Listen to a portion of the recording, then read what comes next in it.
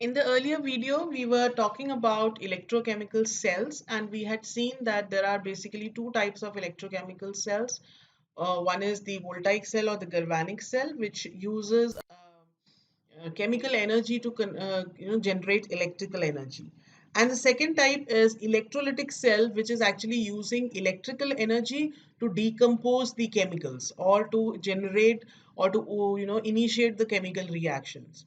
Okay, so an electrolytic cell uses electrical energy to drive a non-spontaneous redox reaction. It is often used to decompose chemical compounds in the process called electrolysis. So we'll just be, quickly briefing it up because electrolysis you all must have studied in your earlier classes also. Okay, so we'll take an example of electrolysis of molten NaCl, that is sodium chloride. Now, a source of direct current is connected to a pair of inert electrodes immersed in the molten sodium chloride. You can see over here in the diagram that we have molten sodium chloride. Okay, because the salt has been heated until it melts, the Na plus ions flow towards the negative electrode, and the chlorine ions they flow towards the positive electrode. So we have a solution of NaCl that is heated, that is, it is molten sodium chloride. And so basically, the Na ions, they are flowing towards the negative because sodium is positively charged. So it will get attracted by the negative terminal of the battery, and chlorine is negatively charged. So it will be attracted towards the positive terminal of the battery. Okay. So when Na plus ions they collide with the negative electrode, the battery carries a large enough potential to force these ions to pick up the electrons from the sodium metal. So basically, sodium ions they are picking up an electrons and converting into sodium metal, and chlorine ions that collide with the positive electrode they are oxidized to chlorine gas. Okay, which bubbles off from this electrode. So chlorine is actually it is converted into chloride ions, they are getting converted into chlorine gas, and sodium ions they are getting converted into sodium metal atoms. Okay, the net effect of passing an electric current through through this molten salt in this cell is to decompose the sodium chloride into its element, that is sodium metal and chlorine gas. So when you actually have a molten sodium chloride, you have a strong battery, you pass the currents through it. So what happens is electrolysis, that is separation of the compound takes place. The sodium chloride is actually decomposing into sodium metal and chlorine gas. Okay, chlorine gas starts bubbling out from the solution, and the sodium metals can be seen depositing over there.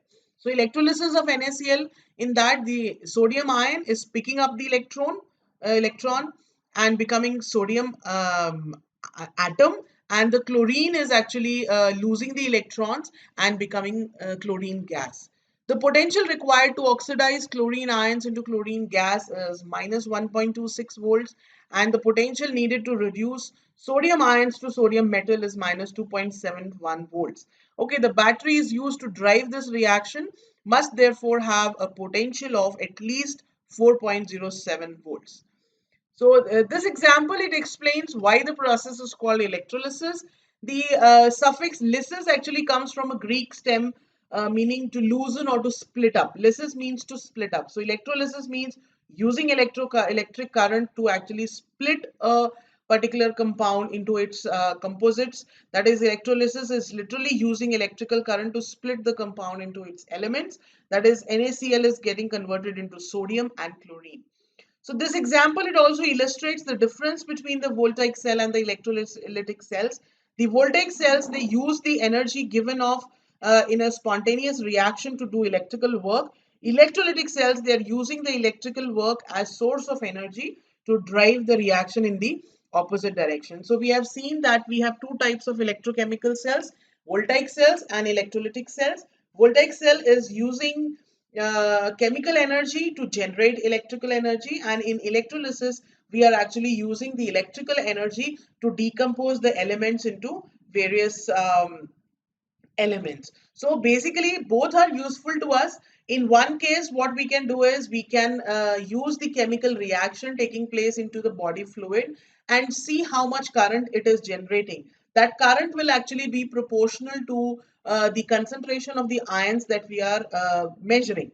Okay, and on the other hand, what we can do is if we want to separate out one particular element from the body fluid and we want to check the concentration, we can use electricity or the electric current to pass through it and split up the body fluid into its constituents, and then we can separate out that particular concentration of that particular element from the composition, and then we can use certain alternatives to measure the concentration. So these are all very important, and the in further videos we will be studying biochemical transducers, that is for measuring various kinds of chemical constituents of human body.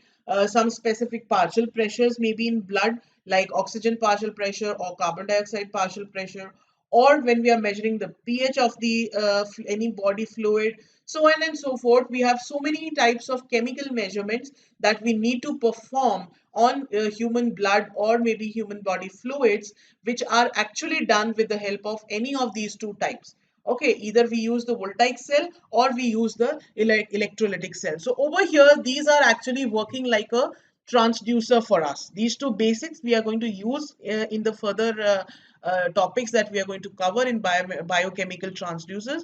All those transducers will actually be based on these two principles, either voltaic cell or electrolytic cell. Okay, so electrochemical cell as a whole is actually a very, very important fundamental which helps us in understanding and detecting the various chemical compositions of human body.